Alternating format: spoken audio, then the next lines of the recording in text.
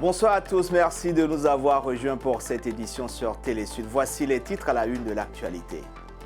Le président somalien Hassan Sheikh Mahmoud a organisé jeudi un meeting à l'occasion de ce rassemblement. Il a appelé la population à débusquer les islamistes radicaux Shebab, qualifiés de punaises de lit. Les explications dans un instant. L'ONG Human Rights Watch a publié hier son rapport annuel dans lequel elle appelle entre autres l'Union africaine à assurer un suivi des droits de l'homme dans les zones de conflit. En fin d'édition, nous irons au Cameroun à la découverte d'une bolé, un rythme de musique qui emballe les jeunes des quartiers populaires de Yaoundé, la capitale. Je vous le disais en titre hier jeudi, c'était la grande mobilisation dans la capitale somalienne à l'appel du gouvernement. Des centaines de personnes se sont rassemblées au stade de Mogadiscio pour manifester contre le groupe armé Al-Shabaab. Pendant ce rassemblement, le président du pays a sollicité la population pour débusquer les combattants du groupe islamiste qu'il a présenté comme des punaises de lit. Laurent Leleu. Des centaines de Somaliens ont répondu à l'appel du gouvernement, tous remontés contre le groupe Al-Shabaab qui sème la terreur dans le pays depuis une quinzaine d'années. Mobilisés en grand nombre dans ce stade de Mogadiscio, la capitale, la foule scande des slogans, chante, brandit des drapeaux et des pancartes hostiles au groupe terroriste. Le thème du rassemblement d'aujourd'hui est que nous, hommes et femmes, sommes sortis pour dire haut et fort, nous ne voulons pas que notre sang soit versé sur le sol en vain. Nous voulons aussi qu'Al-Shabaab soit éradiqué du pays après 15 ans de troubles. Depuis l'apparition d'Al-Shabaab dans le pays en 2007, le groupe armé multiplie les attaques qui font des centaines de morts et occasionnent de nombreux dégâts matériels. Le 29 octobre dernier, par exemple, 2 attaques à la voiture piégée, revendiquées par Al-Shabaab, ont fait 121 morts et plus de 300 blessés. Un déferlement de violence auquel le gouvernement du pays veut mettre fin à tout prix. Le président somalien voudrait compter sur ses compatriotes dans cette guerre déclarée contre le groupe islamiste qu'il qualifie de punaise de lit. Aujourd'hui, je veux que vous me promettiez que nous travaillerons ensemble à l'éradication des Kharjites Al-Shabaab, car ce sont des punaises de lit dans nos vêtements. Nous devons les nettoyer et les éradiquer rapidement. Entre février et mai 2022, par exemple, des attaques revendiquées par Al-Shabaab en Somalie ont fait plus de 400 victimes civiles selon l'ONU. En septembre, le gouvernement somalien, en réponse, a lancé une offensive contre le groupe armé. Cette offensive, appuyée par la force de l'Union africaine en Somalie et des frappes aériennes américaines, a permis de conquérir de vastes territoires dans 2 États du centre du pays, tenus par les terroristes depuis 2016. Nous disons à nos distingués compatriotes qu'il dépend de nous de mettre en œuvre et de suivre les instructions que nos dirigeants nationaux nous donnent. Nous devons également soutenir les opérations contre Al-Shabaab qui se déroulent dans le pays. Les soulèvements de nos forces de sécurité et des milices locales contre le groupe terroriste semblent être couronnés de succès. Jeudi, au stade de Mogadiscio, la mobilisation était de taille. Désormais, le gouvernement somalien peut compter sur la population dans sa lutte contre Al-Shabaab. Le processus de paix semble se poursuivre en Éthiopie. Jeudi, les chefs de la diplomatie française et allemande se sont réunis à Addis Abeba pour soutenir ce processus de paix, une paix durable et une renonciation qui, selon les 2 diplomates, ne pourra pas se faire sans une justice pour les victimes de crimes. Mathieu Nicolas.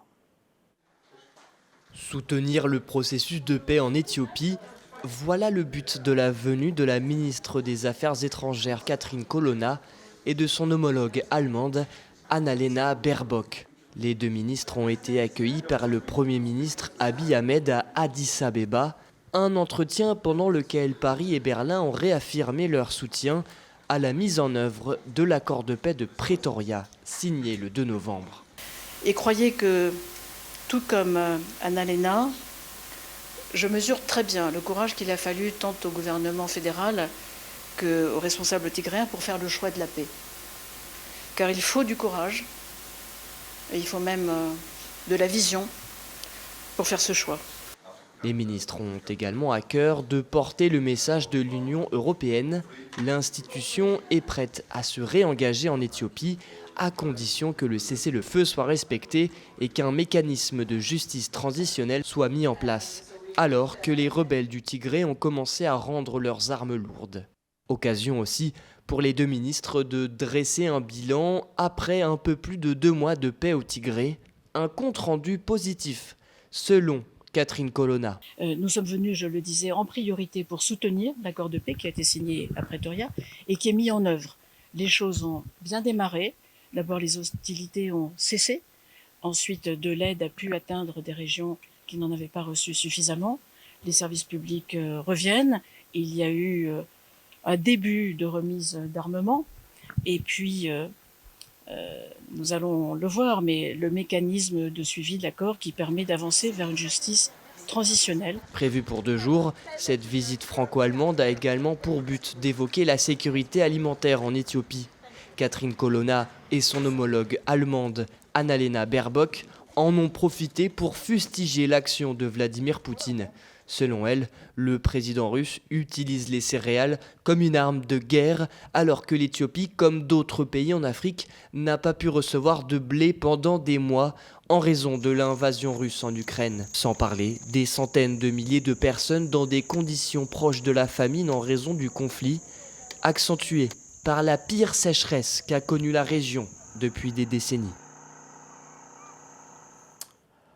En début de semaine, Paul Kagame, le président rwandais, a déclaré que son pays ne pouvait pas continuer à accueillir les réfugiés de la RDC. Une déclaration qui a fait réagir Kinshasa, qui accuse le chef d'État rwandais d'instrumentaliser à des fins politiques les réfugiés congolais au Rwanda. Pour le gouvernement congolais, cette annonce a atteint le paroxysme de l'indécence. On écoute Patrick Muyaya, le porte-parole du gouvernement de la République démocratique du Congo. Même si j'ai vu qu'il y a eu une tentative des reculs sur le sujet, mais il a dévoilé ses vraies intentions. Ça veut dire que pour lui, les droits humains n'ont aucune valeur parce que vous ne pouvez pas vous permettre en tant que chef d'État, vous vous dites panafricaniste, de faire un chantage à la communauté internationale sur des vies humaines en bafouant tous les textes légaux en la matière. Et pourtant, il y a ces fameux deals du siècle avec 140 millions de pounds, 140 000 pounds par tête des réfugiés qui a été fait à corps et à cri avec le gouvernement britannique. Peut-être que la pression, il voudrait que la communauté internationale commence à payer par tête des réfugiés parce que c'est finalement l'argent qui vaut plus que tout. Toujours en RDC, le facilitateur du processus de paix de la communauté d'Afrique de l'Est, Uhuru Kenyatta, a rencontré hier à Mombasa une délégation du M23. À l'issue de cette rencontre, un communiqué publié par l'organisation régionale assure que la rébellion a convenu de poursuivre son retrait des zones aujourd'hui occupées dans le territoire de Rutshuru, au nord Kivu. Human Rights Watch, l'organe, l'ONG qui défend les droits de l'homme et le respect de la Déclaration universelle des droits humains, a publié son rapport annuel jeudi. Un rapport dans lequel l'organisation appelle, entre autres, l'Union africaine à établir d'urgence des systèmes pour assurer une surveillance rigoureuse des droits de l'homme dans les zones de conflit. Soukaina Askali. Burkina Faso, RDC, Soudan du Sud ou encore Mozambique. Au cours des dernières années, plusieurs pays africains ont été frappés par des conflits. Nombre d'entre eux se sont retrouvés avec les forces gouvernementales ou des groupes armés non étatiques impliqués dans des exactions contre des civils. Une situation que dénonce Human Rights Watch dans son rapport annuel. Les civils ont continué de porter le poids des conflits armés, de la violence communautaire, des troubles politiques et sociaux contre les voix critiques et indépendantes dans plusieurs pays africains. À travers 712 pages, l'Organisation de défense des droits humains passe en revue les pratiques en matière de droit. Dans le rapport, le cas du Rwanda est pointé du doigt pour sa campagne contre les opposants. Pour Human Rights Watch, les autorités ont exporté leurs méthodes abusives au-delà des frontières du pays. C'est donc aux organisations continentales de se saisir de ces abus. L'Union africaine a également tenté de remédier à la résurgence des coups d'État militaires en Afrique de l'Ouest. Il y a eu un sommet extraordinaire de l'Union africaine sur les coups d'État inconstitutionnels en mai de l'année dernière, où l'Union africaine a condamné le terrorisme, l'extrémisme violent et toutes les formes de changement de gouvernement inconstitutionnel. Nous demandons à l'Union africaine et à ses mécanismes de mettre également les droits de l'homme, la justice et la responsabilisation au cœur de ces différents processus et décisions. En revanche, Human Rights Watch souligne les progrès de certains pays pour garantir la justice pour les crimes graves. C'est le cas de la République centrafricaine et la Guinée. À Conakry, par exemple, le procès des auteurs présumés du massacre du Stade de 2009 s'est ouvert 13 ans après le drame, de quoi souligner l'importance d'une justice nationale crédible pour les crimes graves. La 10e réunion ministérielle du comité des 10 chefs d'État et de gouvernement de l'Union africaine sur la réforme du Conseil de sécurité des Nations unies s'est ouverte jeudi au Centre international de conférence de Kintélé au Congo. Au cours de cette réunion, le chef de l'État congolais, Denis Sassou Nguesso, a soutenu l'idée de l'attribution de sièges permanents à l'Afrique au sein du Conseil de sécurité. Il a également proposé le choix d'une langue africaine comme langue de travail à l'ONU. Louis-Marcel Satou, notre correspondant sur place pour plus de détails. La problématique de la sécurité et du maintien de la paix demeure une question fondamentale dans la souveraineté des États en vue de garantir l'intégrité territoriale et le développement socio-économique dans les pays de la sous-région Afrique centrale. Cette question constitue un véritable défi pour les chefs d'État respectifs et particulièrement pour le président du Congo, son Excellence Denis Sassou Nguesso, qui, lors de son discours, a insisté sur le fait que l'Afrique devrait parler d'une seule et même voix. L'Afrique doit parler d'une seule et même voix, notamment en prenant en compte les préoccupations exprimées dans l'historique consensus des Ulvénies et la pertinente déclaration de Sirte. L'Afrique doit faire valoir ses droits et devoirs au sein des Nations Unies. D'où l'urgence d'instituer un Conseil de sécurité réformé et rénové, plus transparent, plus démocratique et plus représentatif de la diversité culturelle mondiale. Parmi les propositions du chef de l'État congolais, hormis la représentation de l'Afrique au Conseil de sécurité des Nations Unies, le président de la République a évoqué le fait qu'une langue africaine au moins devrait être utilisée à l'ONU comme langue de travail. Cette revendication induit pour l'Afrique l'espoir de voir une ou deux langues authentiquement africaines faire leur entrée aux Nations Unies comme langue de travail. À noter que la tenue des présents travaux constitue pour les populations de la sous-région de l'Afrique centrale un réel motif d'espoir. L'attribution de sièges permanents à l'Afrique au sein du Conseil de sécurité a de nouveaux défenseurs. Il s'agit de l'Allemagne et de la France, dont les ministres des Affaires étrangères ont déclaré leur soutien à la création de 2 sièges permanents à l'Afrique au sein du Conseil de sécurité des Nations Unies. Annalena Baerbock et Catherine Colonna l'ont annoncé hier pendant leur visite au siège de l'Union africaine à Addis Abeba en Éthiopie. Je vous propose d'écouter la chef de la diplomatie allemande. Donc Catherine et moi soulignons que nous aussi, en tant que partenaires européens, que moi, en tant que ministre allemand des Affaires étrangères, nous voyons que le monde en 2023 n'est pas le monde après la Seconde Guerre mondiale. C'est pourquoi nous soutenons 2 sièges permanents au Conseil de sécurité, également pour le continent africain. Aussi, pour intensifier notre coopération, il est important que nous travaillions ensemble bilatéralement, mais aussi les relations continent-continent sont cruciales pour nos peuples. Au Bénin, la Cour constitutionnelle a publié les résultats définitifs des élections législatives et sans surprise, elle confirme la victoire du camp présidentiel avec des chiffres identiques à ceux de la Sénat. Il y aura donc 3 partis au sein de l'hémicycle de la 9e législature, 2 de la mouvance présidentielle et 1 de l'opposition. Des résultats contestés par le parti Les Démocrates qui ont encore 10 jours pour déposer leur recours. Que pensent les Béninois de cette nouvelle configuration de leur Assemblée nationale après 4 ans d'absence de l'opposition?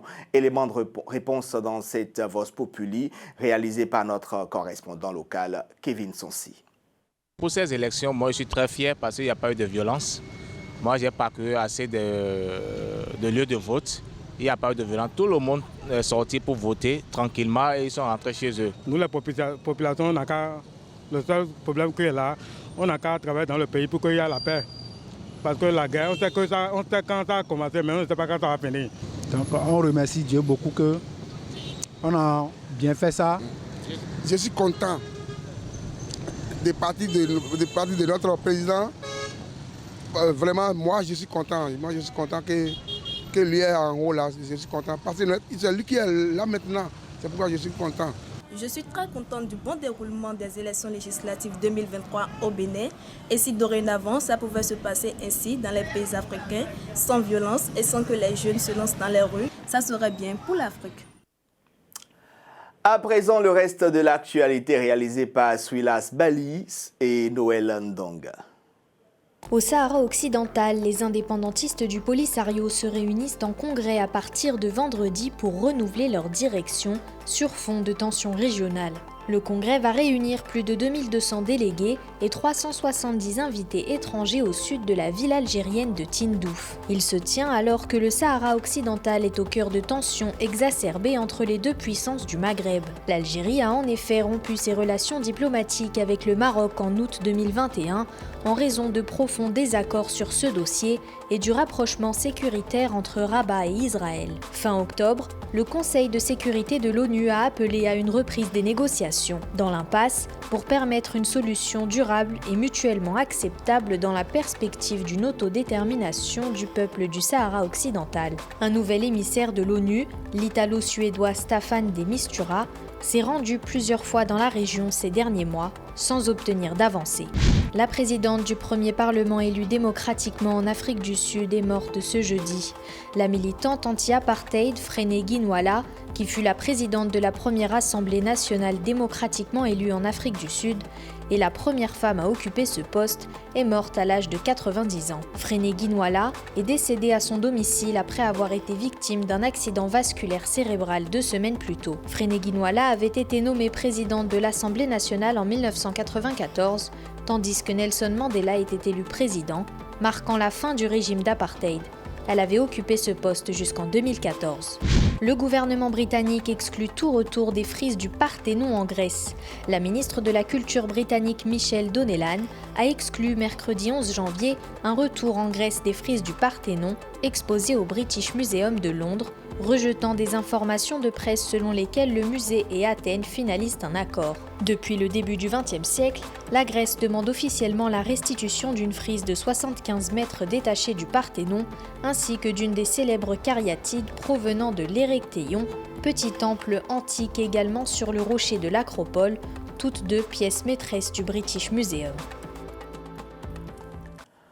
En Ukraine, c'est une guerre d'information qui se mène visiblement entre Kiev et Moscou au sujet du contrôle de la ville ukrainienne Soledar. Ce vendredi, la Russie a affirmé avoir pris contrôle de la ville à l'issue d'une bataille acharnée. Mais cette annonce a été aussitôt démentie par Kiev. On fait le point de la situation avec Mathieu Nicolas. Bataille de communication autour du contrôle de Soledar entre Kiev et Moscou. Depuis quelques jours, les combats s'intensifient entre forces russes et ukrainiennes à Soledar, ville minière à l'est de l'Ukraine. Il s'agirait même de la bataille la plus sanglante depuis le début de la guerre. Vendredi, Moscou a affirmé avoir pris le contrôle de la ville. La capture de Soledar a été rendue possible grâce à des frappes constantes sur l'ennemi, venant d'avions, d'attaques au sol, de tirs de missiles et des unités d'artillerie des troupes russes. Propos immédiatement démentis par l'Ukraine par la voix de son porte-parole du district oriental des forces armées ukrainiennes. Les combats seraient toujours en cours selon lui et l'armée ukrainienne continuait de défendre Soledar ce vendredi. Plus tôt dans la matinée, la vice-ministre ukrainienne de la Défense, Gana Maliar, a évoqué une offensive russe de forte intensité. Les combats les plus acharnés et les plus violents se poursuivent aujourd'hui dans la zone de Soledar, dans la région de Bakhmout. Malgré une situation difficile, les soldats ukrainiens se battent sans relâche. L'ennemi, essayant sans succès de percer notre défense et de s'emparer de Soledar, subit de lourdes pertes. Les abords de la ville aujourd'hui sont en fait parsemés des corps des troupes tuées de Poutine. Néanmoins, ils se déplacent directement sur les corps de leurs soldats tombés au combat. Les déclarations contraires se succèdent depuis une semaine au sujet de cette localité, théâtre d'intenses combats entre l'armée ukrainienne qui défend le centre-ville et la milice paramilitaire Wagner qui occupe les faubourgs et espère conquérir toute la bourgade. En attendant plus d'éclaircissements sur l'imbroglio autour de la prise ou non de Soledar par les Russes, Kiev a de nouveau appelé ses alliés occidentaux à lui fournir plus d'armes et d'équipements militaires performants pour faire face à l'armada russe. De l'équipement lourd serait nécessaire, selon l'Ukraine, pour remporter cette guerre qui dure maintenant depuis bientôt 1 an. C'est la fin d'un feuilleton qui aura duré plusieurs jours. L'équipe nationale du Maroc des moins de 23 ans ne participera pas finalement au championnat d'Afrique des Nations de 2023 qui se tient en Algérie du 13 janvier au 4 février. Alors que les joueurs marocains s'apprêtaient à décoller de Rabat, les autorités algériennes n'ont pas souhaité accorder une autorisation de vol à leur avion pour rejoindre Constantine au nom d'une restriction des vols directs entre l'Algérie et le Maroc. Je vous propose d'écouter le président de la Fédération marocaine de football. Malheureusement, l'équipe nationale attend toujours l'autorisation définitive de son vol. Il est regrettable que bon nombre de joueurs aient travaillé dur pendant des années pour s'offrir une place dans l'équipe nationale. Il est très regrettable qu'ils se soient préparés pendant des mois sur tous les volets en effectuant les matchs amicaux nécessaires. Priver ces jeunes de participer au CHAN est un acte très déplorable. Une note de gaieté pour finir cette édition. Je vous emmène au Cameroun à la découverte du mbolé, un rythme de musique qui emballe les jeunes des quartiers populaires de Yaoundé, la capitale. C'est un sujet signé Lorraine Mabou. Des rythmes et sonorités propres au Cameroun. Autour de leur tam-tam, ce groupe de jeunes exécute quelques notes de mbolé. Une sonorité musicale dont le rythme et les mots décrivent leur quotidien. Claquements de mains, vibrations du corps et surtout beaucoup d'improvisation. Ici, on ne récite pas ce qu'on a lu dans des livres, on improvise. Au travers de la musique et de la danse, les boleyeurs transmettent leur état d'esprit.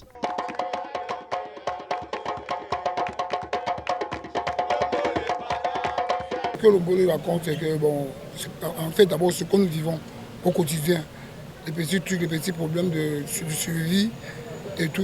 Comme vous le savez dans les sous-quartiers, c'est un peu ça, c'est tout. Le reste c'est une musique, simplement comme toutes les autres. Le mbolé a émergé au début des années 2000 avant d'exploser en 2016. Initialement, il se jouait lors des veillées funèbres. Le but était de garder les invités en éveil, mais aussi d'apporter un peu plus d'ambiance dans un environnement rongé par le chagrin. Même si les boleyeurs n'étaient très souvent pas invités, ils s'incrustaient et commençaient à animer pour répandre une bonne dose d'humeur. Le mbolé déjà c'était une partie de plaisir qu'on donnait chaque jeudi et vendredi dans les veillées, dans les événements. On se faisait plaisir, on donnait du plaisir à ces familles éprouvées qui avaient deuil, qui étaient touchées. Alors on essayait de les faire un peu oublier le chagrin en animant de minuit jusqu'au matin, en faisant des improvisations sur un beat du djembé et des claquements de mains.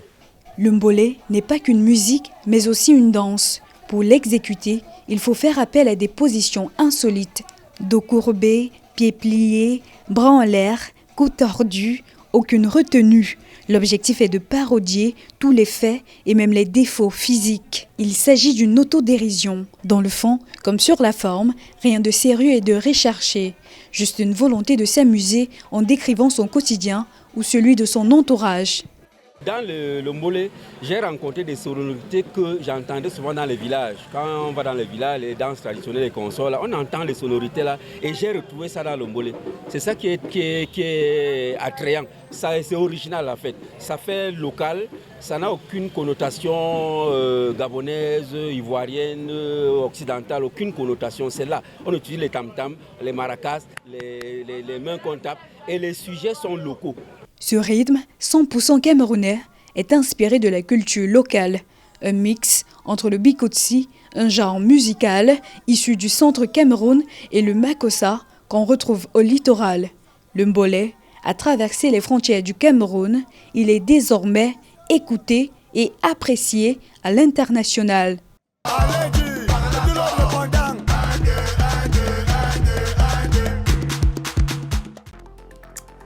C'est la fin de ce journal. Merci de nous avoir suivis. Très bon week-end à toutes et à tous. Ne manquez surtout pas le journal des correspondants demain. Au revoir et bonne suite de programmes sur Télé Sud.